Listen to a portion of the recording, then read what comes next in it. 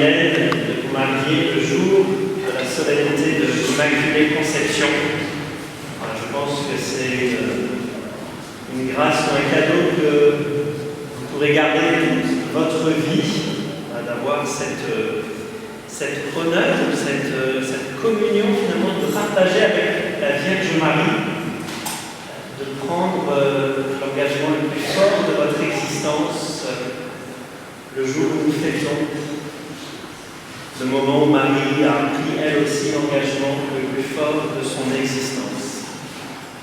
Voilà, de même que le oui de Marie a permis à Dieu de s'incarner, de prendre chair parmi nous. De même, le oui que vous allez prononcer tout à l'heure va faire descendre la présence même de Dieu dans votre amour.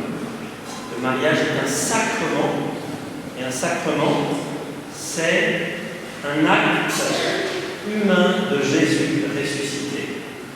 Un sacrement, c'est un acte humain de Jésus ressuscité. C'est Jésus qui se rend présent, Dieu qui se rend présent humainement dans le monde. Et votre oui va rendre votre amour porteur de la présence même de Dieu au milieu de ce monde. C'est donc quelque chose d'énorme, c'est donc quelque chose d'immense, c'est quelque chose d'incroyable, tout aussi incroyable que ce qui est arrivé à la Vierge Marie quand elle a dit oui. C'est la même chose, c'est la même puissance de Dieu qui, dans un geste qui peut vous paraître dans une réalité humaine, qui peut paraître toute simple, qui peut paraître marquée par bien des limites, par bien des fragilités, et bien dans cette réalité humaine, marquée par des limites, des fragilités, marquée par votre histoire, la présence même de Dieu va être là. Je suis toujours frappé quand je lis le texte de l'Annonciation, de cette première phrase qui ouvre cet évangile, qui nous présente comme un grand zoom. On parle du ciel, le 6e mois. En ce temps-là, l'ange Gabriel fut envoyé par Dieu. On parle du ciel. Et puis progressivement, dans une longue phrase qui semble interminable, c'est comme s'il y avait un zoom progressif qui allait aboutir dans le cœur d'une jeune fille de 17-18 ans, je ne sais pas, qui habite dans un endroit inconnu à l'époque, Nazareth, c'est 300-400 habitants. Et on parle du ciel. L'ange Gabriel fut envoyé par Dieu dans une ville de Galilée appelée Nazareth à une jeune fille vierge accordée en mariage à un homme de la maison de David appelé Joseph. Et le nom de la jeune fille était Marie.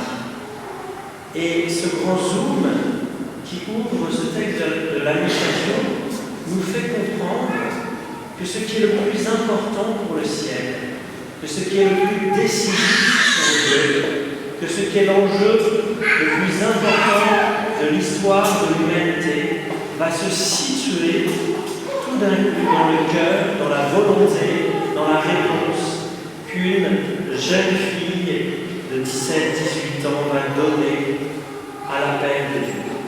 Eh bien, c'est la même chose pour vous. Aujourd'hui, ce que vous allez vivre, le oui que vous allez donner dans votre cœur, c'est peut-être un des enjeux les plus essentiels de ce qui se passe aujourd'hui. On peut voir tous ces mouvements qui habitent notre planète et être effaré ou être pris par le vertige. Mais ce qui est vertigineux, c'est que votre oui, votre sacrement de mariage peut changer la face du monde. De même que le oui de Marie a changé la face du monde, et pourtant, aux yeux des hommes, ce n'était rien, c'était caché, c'était pas grand-chose, c'était tout petit, c'était inconnu. Et pourtant, c'est dans notre cœur, à chaque fois que nous nous engageons pour toujours pour répondre à l'appel de Dieu, que se joue le salut de l'humanité. Et vous l'avez entendu, et c'est la première chose à laquelle je voudrais vous vous appelez, c'est vraiment de comprendre et de croire que ce que vous vivez aujourd'hui est un acte immense pour Dieu, qui vient toucher au salut que Dieu veut donner à ce monde. Nous l'avons entendu dans la deuxième lecture, ce plan de salut qui est immense et qui concerne tous les chrétiens. Il nous a appelés à être saints et immaculés en sa présence. Il nous a choisis avant la fondation du monde, pour que nous soyons saints, immaculés devant lui dans l'amour. Il nous a prédestinés à être pour lui des fils adoptifs.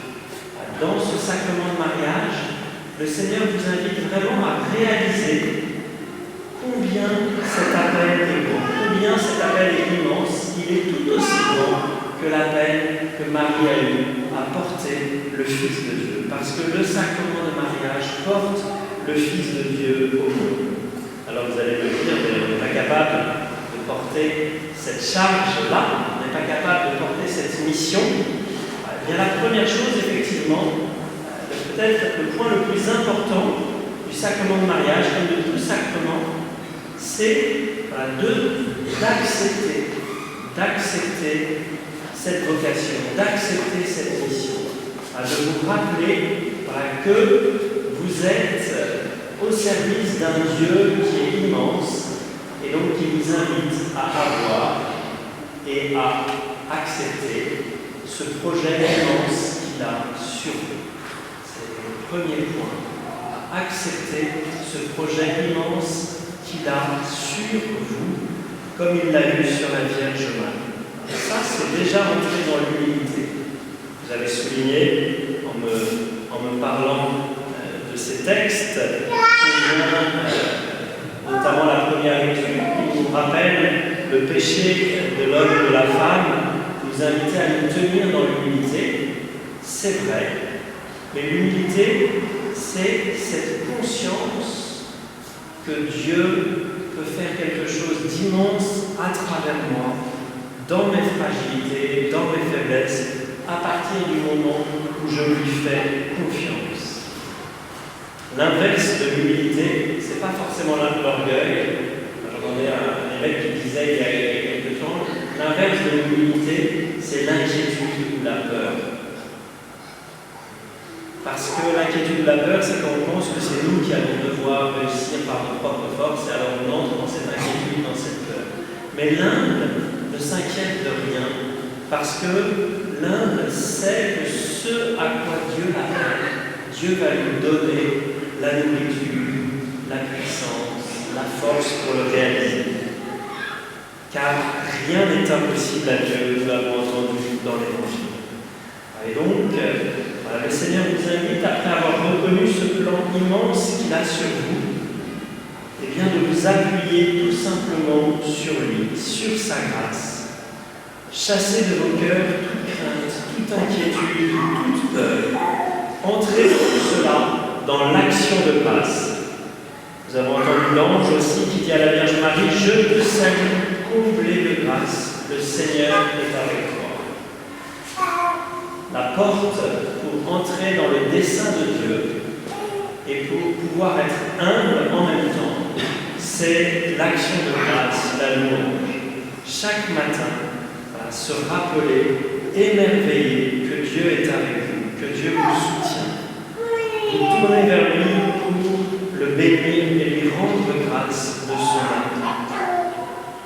Et puis, le dernier point qui me semble important dans cette fête de l'Immaculée Conception, c'est donc en même temps d'accueillir avec joie ce grand projet, en même temps d'y entrer dans la confiance et dans l'humilité, appuyée sur Dieu.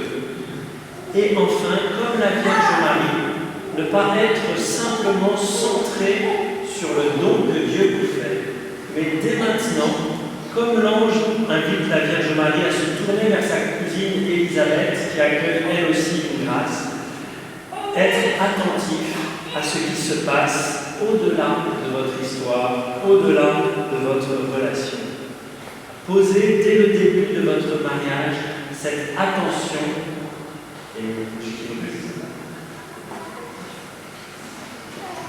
au début de votre mariage, posez cette attention aussi aussi à ne pas être fermé sur votre histoire, fermé sur votre couple, mais tout de suite accueillir l'œuvre que Dieu fait chez les autres, dans votre famille, dans vos proches, dans votre travail, dans votre paroisse. Prenons maintenant un instant de silence, prenez un instant de silence pour vous préparer à dire oui à cette œuvre que Dieu veut faire pour vous. Amen. Aider les époux à se garder toujours fidèles l'un à l'autre et à porter ensemble toutes les responsabilités du mariage. Il enrichit et fortifie d'un sacrement spécial ceux qu'il a déjà consacrés par le baptême. C'est pourquoi je vais vous demander maintenant d'exprimer votre intention devant l'Église. Avec vous, nous avons écouté la parole de Dieu qui révèle la grandeur de l'amour humain et du mariage. Le mariage suppose que les époux s'engagent l'un envers l'autre librement et sans contrainte, qu'ils se promettent amour mutuel et respect pour toute leur vie, qu'ils accueillent les enfants que Dieu leur donne et les éduquent selon l'évangile du Christ et dans la foi de l'Église. Charles et Mylène, est-ce bien ainsi que vous voulez vivre dans le mariage? Oui. Êtes-vous disposés à assumer ensemble votre mission de chrétien dans le monde et dans l'Église? Oui.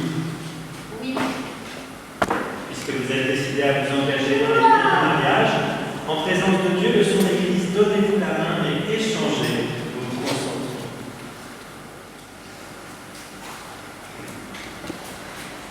Moi, Charles, je te reçois, Mylène, comme épouse, et je te promets de te rester fidèle dans le bonheur et dans les épreuves, dans la santé et dans la maladie, pour t'aimer tous les jours de la vie.